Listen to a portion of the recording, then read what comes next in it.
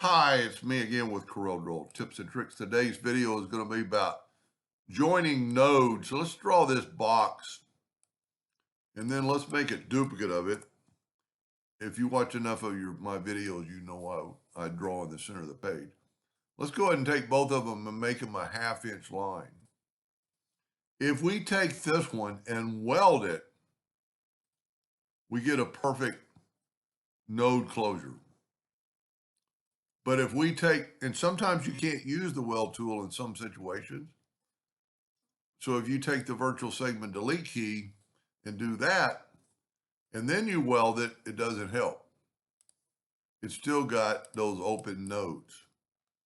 So in that case, all you have to do is take the shape tool, and you could select all the nodes, but you only need to close those two, and go up to Windows, Dockers, and Join Curves.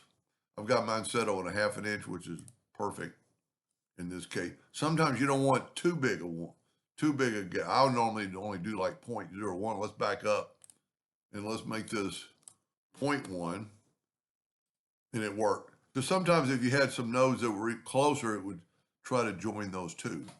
So if you can't weld it and you have to do that now, just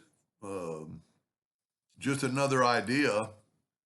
If you wanted, to make that shape and it just doesn't work, you could always take a rectangle. And well, matter of fact, let's try that. Let's go ahead and make this a 1/2 inch. Let's see what happens. And let's make that a 1/2 inch. And then let's cut it. And instead of joining the curves, let's see if this doesn't work. Take the Smart Fill tool.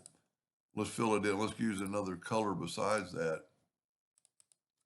And then let's move that over. And then fill in that spot. And then move it over. It's a long kind of a process. But left click, right click, and make it a 1/2 inch line. See, those nodes are closed because it was filling in from the outside, and the outside is closed, so that smart fill was going in there. So there's 3 ways to do basically the same thing. Anyway, hope that gave you an idea in the future, and thank you for watching.